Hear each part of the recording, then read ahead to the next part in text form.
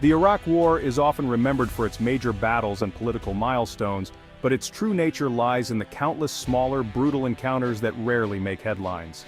These forgotten fights reveal the daily reality for soldiers and civilians, chaotic, gritty, and far removed from sanitized news reports. Many of these stories have faded, overshadowed by larger debates or lost in the relentless news cycle.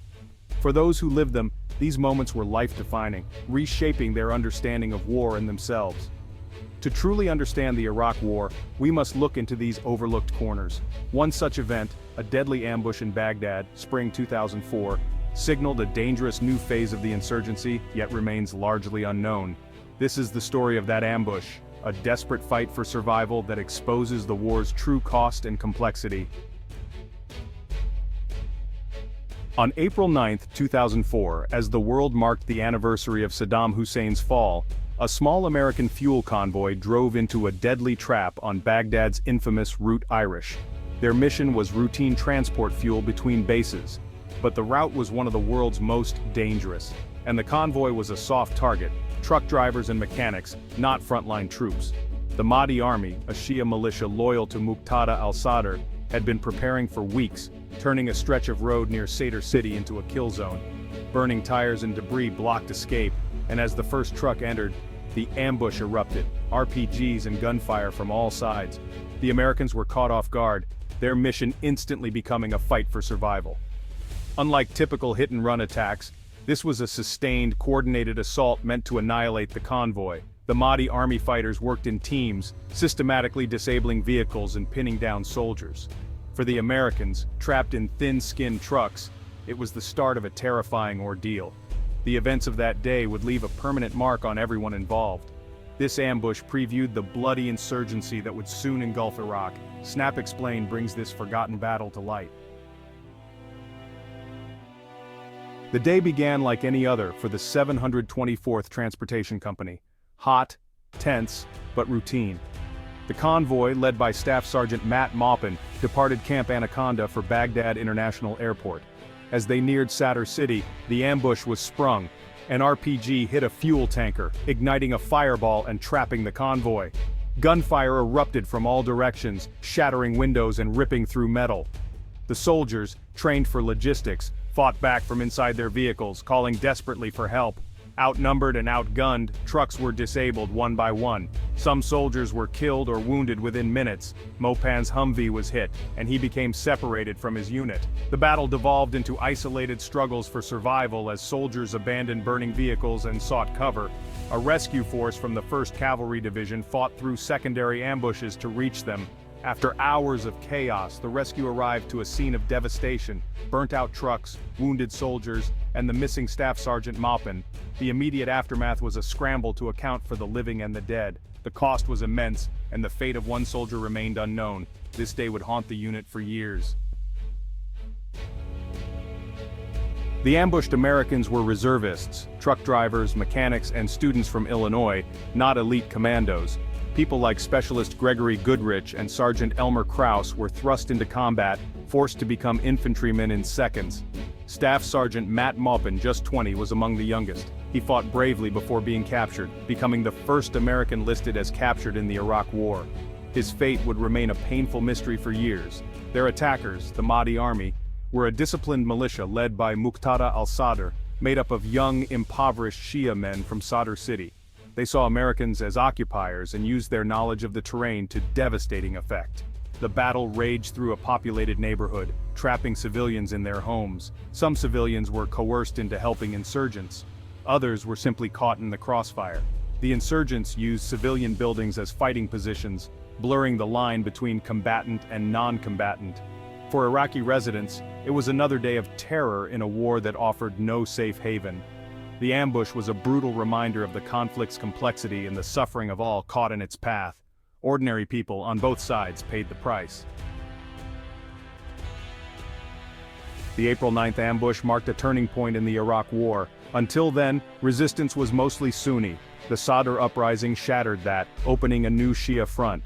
The Americans now faced rebellion from both Sunnis and Shias, stretching their forces thin.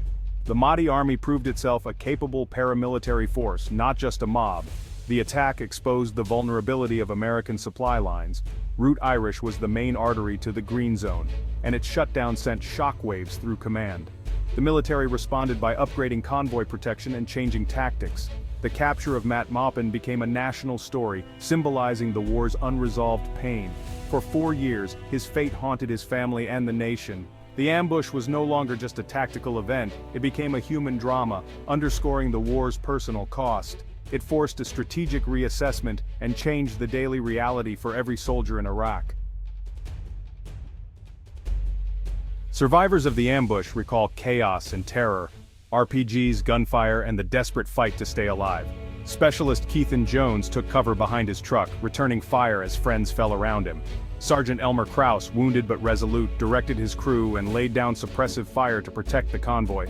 Their accounts reveal extraordinary bravery and the unbreakable bonds forged in combat. The loss was devastating. Sergeant Gregory Goodrich was killed, leaving a void in his unit and family. The capture of Matt Maupin and the wounding of many others sent shockwaves through their community in Illinois. The survivors were forever changed, bonded by trauma and loss. For Maupin's family, the ordeal became a public crusade, vigils, yellow ribbons, and tireless advocacy for their missing son. Their hope and heartbreak became a national story, a symbol of the war's human cost.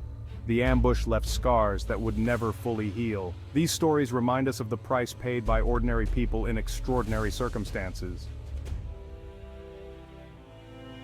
In response to the ambush, the U.S. military launched a major operation to pacify Sadr City, sparking weeks of brutal urban combat.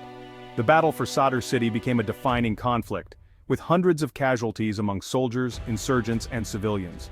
The ambush escalated a simmering conflict into all-out war for control of Baghdad's largest slum. Survivors of the convoy faced lasting physical and psychological wounds. Medals for valor could not erase the trauma. For the Mahdi army and Sadr City residents, the aftermath was devastating, destroyed homes, lost lives, and deepened sectarian divides. Muqtada al-Sadr's reputation grew, fueling further resistance and shaping Iraq's future. Matt Maupin's story ended in tragedy. His remains were found in 2008, bringing closure but also sorrow. His capture and death became a grim symbol of the war's brutality. The ambush's impact rippled for years, shaping the conflict and those who survived it.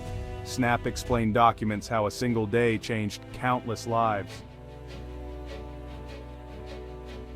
The April 9th ambush was part of the larger battle for Sadr City, a district of 2 million, and the Mahdi army's power base. The U.S. crackdown on Sadr's organization sparked a full-scale rebellion, with the convoy ambush as the opening salvo. The Mahdi army's strategy was to show they could control the streets and challenge U.S. dominance. The American response was a siege, weeks of fierce urban combat against a determined enemy. The fighting was some of the most intense of the war, revealing the difficulty of urban counterinsurgency. The battle ended in a shaky truce, not a decisive victory. Sadr emerged as a major political and military force, his status elevated by the conflict. The ambush helped cement his influence and set the stage for years of continued struggle. It was a turning point in Iraq's power dynamics and a lesson in the complexities of modern war. Remembering the April 9th ambush matters because it reveals the war's true nature: confusion, terror, and the courage of ordinary soldiers. Stories like this humanize the conflict, turning statistics into faces and names. The ambush is a lesson in the dangers of underestimating the enemy and the complexities of counterinsurgency. Studying these events teaches the importance of intelligence, cultural understanding, and preparation. Honoring these stories ensures the sacrifices of the 724th Transportation Company are not forgotten. In a long war, individual acts of heroism and loss can fade. Telling their story affirms their service mattered. These forgotten battles challenge simplistic narratives and force us to confront uncomfortable truths. War is not distant. It's a brutal reality with lasting consequences for individuals and nations. By remembering the unspoken, we gain a deeper, more honest understanding of history and the enduring cost of war.